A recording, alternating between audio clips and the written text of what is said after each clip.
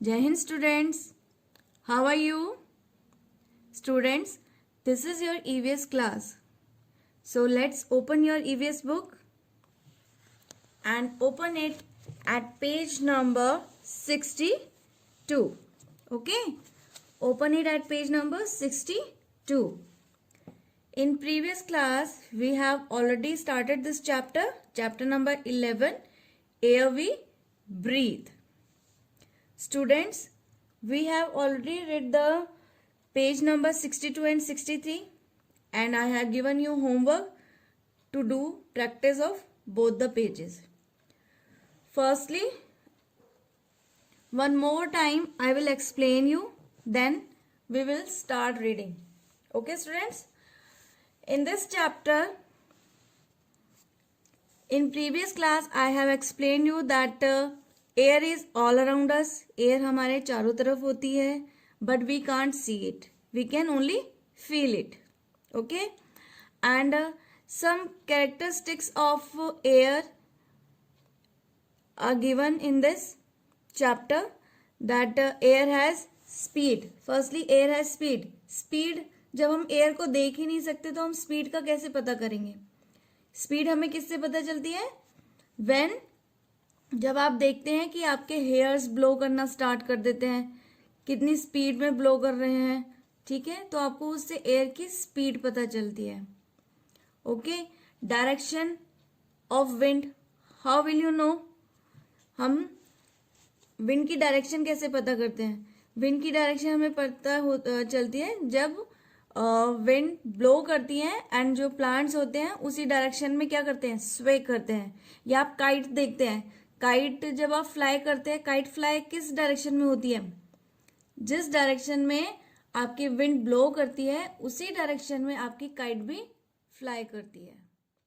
Okay students, Jai Hind students, how are you? Students, this is your EVS class. So let's open your EVS book and open it at page number 62. Okay? Open it at page number 62. In previous class, we have already started this chapter number 11, Air We Breathe. Students, we have already read the page number 62 and 63 and I have given you homework to do practice of both the pages. Firstly, one more time I will explain you, then we will start reading. Okay students? In this chapter, in previous class I have explained you that air is all around us. Air हमारे चारों तरफ होती है, but we can't see it. We can only feel it. Okay? And some characteristics of air are given in this chapter, that air has speed. Firstly, air has speed. Speed, जब हम air को देख ही नहीं सकते तो हम speed का कैसे पता करेंगे? स्पीड हमें किससे पता चलती है? When, जब आप देखते हैं कि आपके हेयर्स ब्लो करना स्टार्ट कर देते हैं, कितनी स्पीड में ब्लो कर रहे हैं, ठीक है, तो आपको उससे एयर की स्पीड पता चलती है. Okay, direction of wind, how will you know? हम विंड की डायरेक्शन कैसे पता करते हैं? विंड की डायरेक्शन हमें पता चलती है जब विंड ब्लो करती है एंड जो प्लांट्स होते हैं उसी डायरेक्शन में क्या करते हैं? स्वे करते हैं. या आप काइट देखते हैं, काइट जब आप फ्लाई करते हैं, काइट फ्लाई किस डायरेक्शन में होती है? जिस डायरेक्शन में आपकी विंड ब्लो करती है उसी डायरेक्शन में आपकी काइट भी फ्लाई करती है. Okay student? Okay, when the wind is too strong, जब विंड बहुत स्ट्रांग होती है, बहुत ज्यादा स्पीड में ब्लो करती है, तो क्या होता है? तूफान आता है और उस टाइम पे क्या होता है? जो ट्रीज होते हैं वो अपनी जगह से अपरूट हो जाते हैं, निकल जाते हैं. ओके, नेक्स्ट हमने रीड किया था एयर हैज वेट. अब वेट का कैसे पता चलता है? और एयर टेक्स अप स्पेस, इसका कैसे पता चलता है? तो आप वो बैलून के उससे हम पता कर सकते हैं. ये मैं आपको एग्जाम्पल नेक्स्ट क्लास में दूंगी. आपको कैसे पता चलेगा कि एयर में वेट होता है और एयर ऑक्यूपाइज स्पेस। मैं दोनों एक्टिविटीज आपको नेक्स्ट क्लास में करके दिखाऊंगी। ओके स्टूडेंट्स, सो नेक्स्ट है आपका एयर इज यूजफुल। एयर हमारे लिए यूजफुल कैसे होती है? एयर यूजफुल इस तरह से है कि आप देखते हैं यहाँ पे कुछ पिक्चर्स गिवन है। Air has aeroplane to fly in the air. आप जब देखते हैं कि एयर जिस डायरेक्शन में ब्लो करती है, तो अगर आपकी काइट भी उसी डायरेक्शन में ब्लो करती है, बट जब कोई दो चीजें ऑपोजिट डायरेक्शन में होती हैं तो उसकी स्पीड क्या हो जाती है? कम हो जाती है। इसलिए एयरप्लेन भी जो होता है वो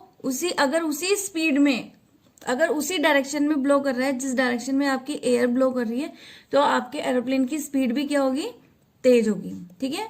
now air has carry seats. ये मैंने लास्ट क्लास में एक्सप्लेन किया था कि एयर के साथ साथ कभी कभी क्या होता है, जो सीड्स होते हैं वो उड़ के आ जाते हैं और वो दूसरी जगह आकर क्या हो जाते हैं? गिर जाते हैं और उनसे न्यू प्लांट्स ग्रो करते हैं।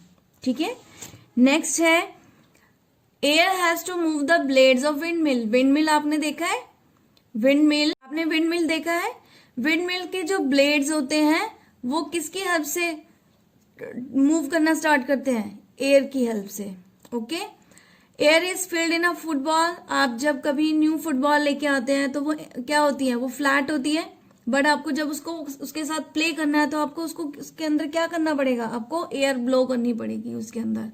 तो जब आप उसमें एयर ब्लो करते हैं तो एक इसकी ऐसी शेप आ जाती है और you can play easily with this ball. Now air helps to dry cloth. Air cloth को ड्राई करने में भी हेल्प करती है। इतना चैप्टर हमने लास्ट क्लास में रीड किया था। अब इससे आगे हम स्टार्ट करते हैं। Okay students, now write the date. What is the date today? Today is 7 January 2021 and the day is Thursday. Write down this in your book.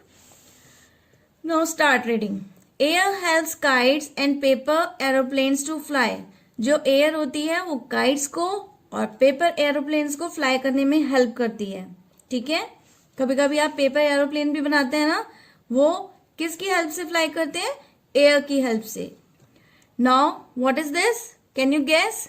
This is hot air balloon.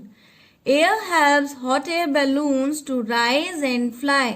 जो air होती है वो hot air balloon को rise, ऊपर उड़ने में और fly करने में हेल्प करती है। Okay. Now air has boats to sail on water. जो एयर है वो बोट को वाटर में सेल करने में भी हेल्प करती है। अगर दोनों अपोजिट डायरेक्शन में होती है तो बोट की जो स्पीड होती है वो कम हो जाती है, बट अगर दोनों एक ही डायरेक्शन में ब्लो करते मतलब चलते हैं, आपकी विंड ब्लो कर रही है और आपका जो बोट है वो सेल कर रहा है एक ही डायरेक्शन में, तो जो आपकी बोट की स्पीड है वो तेज होती है। ठीक है। Now next topic is our clean air. Clean and fresh air is essential. Underline this word.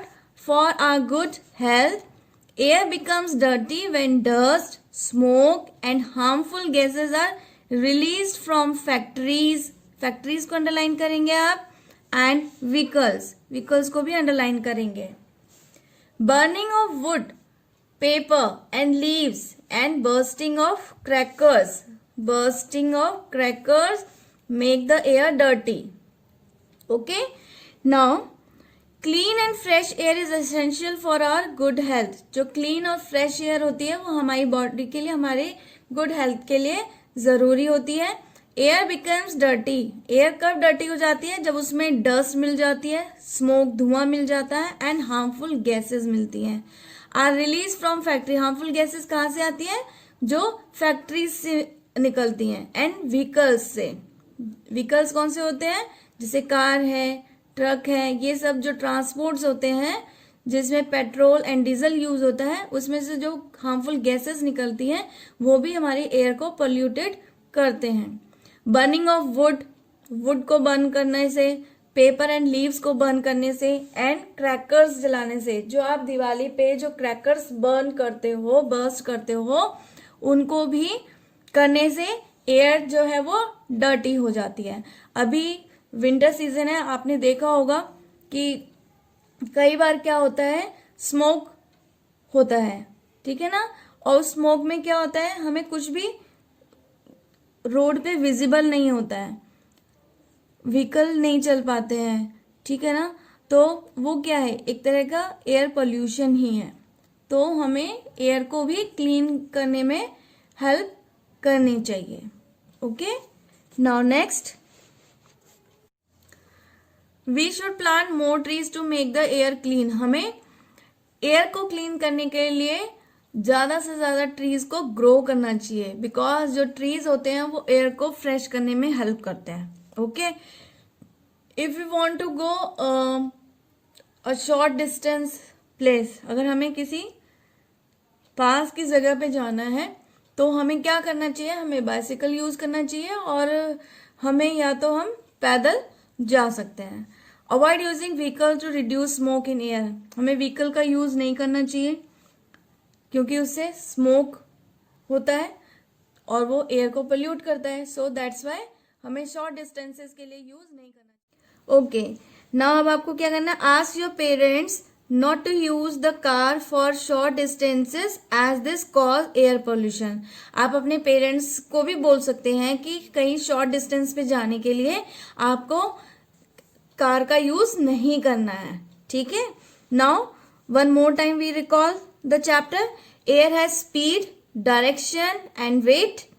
It also applies force and takes up space, ठीक है। एयर में स्पीड होती है, डायरेक्शन होती है और वेट होता है, और ये फोर्स भी लगाती है और स्पेस को भी टेक्स अप स्पेस, इसको एक स्पेस भी चाहिए होता है। Air is useful to us in many ways. Air हमारे लिए बहुत यूजफुल होती है। Smoke and dust makes air dirty. जो स्मोक और डस्ट होता है वो एयर को डर्टी बनाता है। We should keep the air clean by planting trees. हम एयर को कैसे क्लीन कर सकते हैं, हम एयर को क्लीन कर सकते हैं bye planting more and more trees. Okay students, so this is the chapter जो मैंने आज आपको एक्सप्लेन किया है, चैप्टर 11। अब आपको क्या करना है, इसे आपको रीडिंग की प्रैक्टिस करनी है, और इससे रिलेटेड आप कुछ और भी अगर फाइंड आउट कर सकते हैं तो आप फाइंड आउट करिए। नेक्स्ट क्लास में मैं आपको कुछ एग्जाम्पल के साथ इस कंसेप्ट को और क्लियर करूंगी। Okay, so bye bye, we will meet in the next class.